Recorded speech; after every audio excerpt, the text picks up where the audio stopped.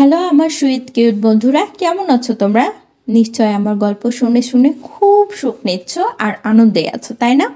তোমাদের আনন্দ দিতেই তো আমি নিয়মিত তোমাদের জন্য নতুন নতুন গল্প নিয়ে হাজির হয়ে যাই। তো চলো, তোমরা যারা এখন আমার চ্যানেলটি সাবস্ক্রাইব করনি তারা প্লিজ প্লিজ প্লিজ আমার চ্যানেলটি সাবস্ক্রাইব করে দাও।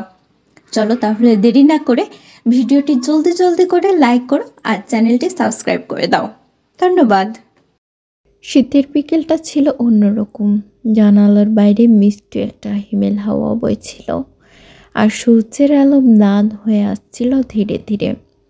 জান্নাত বারান্দায় দাঁড়িয়ে কফির মগ হাতে নিয়ে আকাশের দিকে তাকিয়েছিল। হঠাৎই ফোনটা বেজে উঠল। স্ক্রিনের নাম ভেসে উঠল আরমান কলিগ। ফোনটা রিসিভ করে বলল, হ্যালো। ওই পাশ থেকে পরিচিত সেই উষ্ণ কণ্ঠ। কি করছো?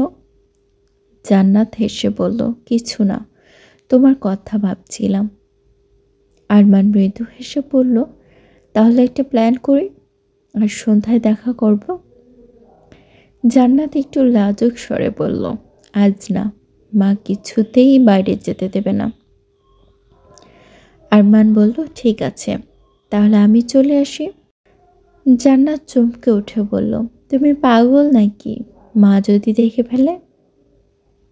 আরমান বলল, দেখবে না, আমি গেটের বাইরে থাকবো, তুমি 5 মিনিটের জন্য এলেই হবে। সন্ধ্যার আবছা আলোয় জান্নাত বের হলো। চারপাশে তাকিয়ে দেখে নিল কেউ নজর রাখছে কিনা। ধীর পায়ে গেটের দিকে এগিয়ে গেল। আরমান দাঁড়িয়ে ছিল একটা সাদা শার্ট পরে, আর হাতে ছিল ছোট্ট একটা ফুলের তোড়া। জান্নাত হাসতে হাসতে বলল, তুমি তো দেখছি রোমান্টিক হয়ে গেছ।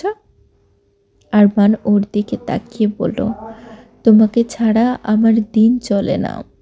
এরপর সেদিনের মতো একটু একটু করে কথা বলেই দুইজনে বিদায় নিলেও মন যেন তাদের আরও কাছে চলে এলো। পরের দিন দুপুরে জান্নাতের ফোনে একটা মেসেজ এলো। লেখা ছিল, তোমার হাসিটাই আমার জীবনের সবচেয়ে সুন্দর জিনিস। জান্নাত মেসেজ দেখে মৃদু হেসে বলল, পাগল একটা। দিনগুলো এভাবে কেটে যাচ্ছিল।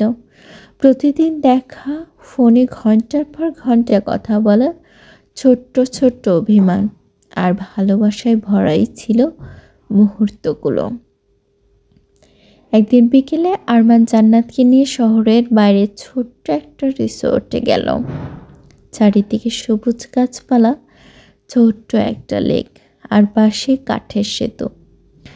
জান্নাত প্রকৃতির সৌন্দর্যে মুগ্ধ হয়ে বলল, এখানে আসতে দারুণ লাগছে। আরমান হেসে বলল, আমি চাই আমাদের ভালোবাসা এরকম শান্ত হোক। ওরা লেকের ধারে বসে গল্প করছিল। হঠাৎই আরমান জান্নাতের হাত ধরে পড়ল। জান্নাত, আমি চাই তুমি সারা জীবন আমার পাশে থাকো। জান্নাত একটু লজ্জা পেয়ে বলল, আমি তো জানি আমাদের পরিবার কখনোই আমাদের মানবে না। আরমান আত্মবিশ্বাসী সুরে বলল, তুমি আমার ভালোবাসা, আর আমি তোমাকে ছাড়া থাকতে পারবো না।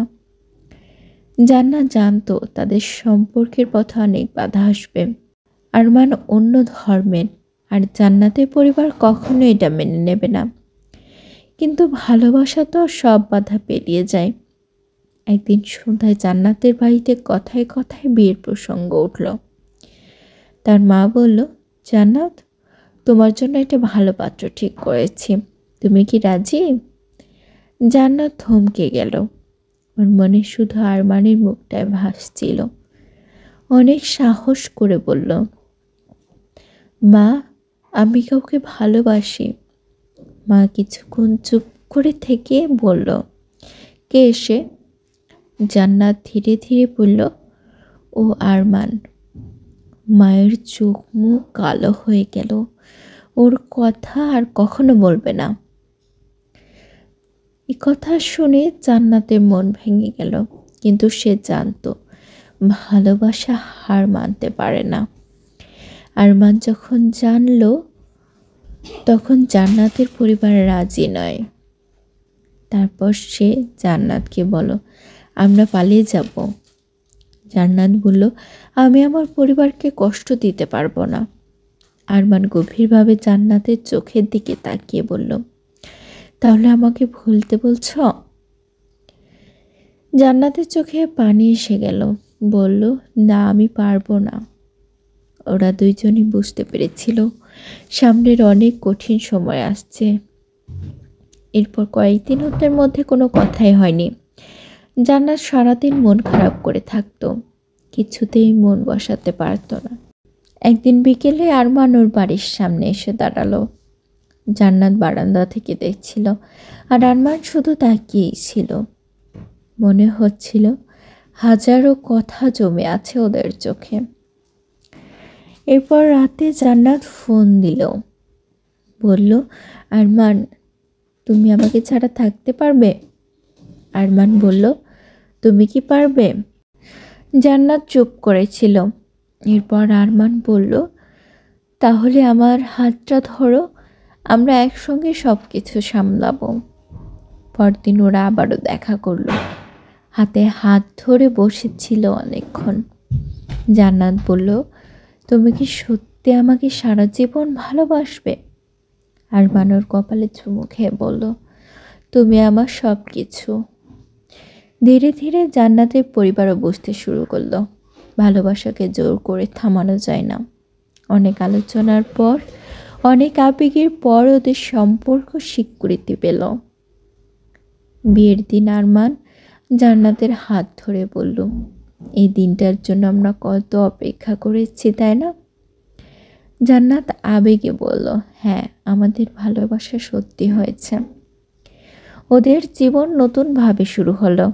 সুখ, দুঃখ, হাসি, কান্না সব কিছু মিলিয়ে ওরা একসঙ্গে ছিল, একে অপরের শক্তি হয়ে।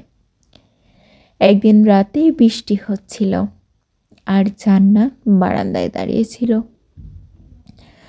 আরমান ওকে পেছন থেকে জড়িয়ে ধরে বলল, তুমি জানো, এই জীবনটা শুধু তোমার জন্যই সুন্দর। জান্নাত মুচকি হেসে বলল, আর তুমি আমার স্বপ্নের রাজকুমার। আরমান বলল, স্বপ্ন নয়, সত্যি। আমি তোমার, শুধুই তোমার। জান্নাত ওর কাঁধে মাথা রেখে বলল, আমাদের ভালোবাসা যেন চিরকাল এমনই থাকে। আরমান ওর হাত ধরে বলল, হ্যাঁ, থাকবেই। সেদিন রাতভর তারা বসে থাকলো, পুরনো স্মৃতিগুলো মনে করে হাসলো আর নতুন নতুন স্বপ্ন বুনল। প্রতিজ্ঞা করলো, কোনো ঝড়ই তাদের ভালোবাসাকে স্পর্শ করতে পারবে না। জীবন তাদের জন্য অনেক কিছুই করে রেখেছিল, কিন্তু একে অপরের ভালোবেসে তারা সব কিছু জয় করে নিল। এটাই হয়তো সত্যিকারের ভালোবাসার পরীক্ষা। কেউ হয়তো টিকে যায়, আবার কেউ হয়তো হার মেনে যায়।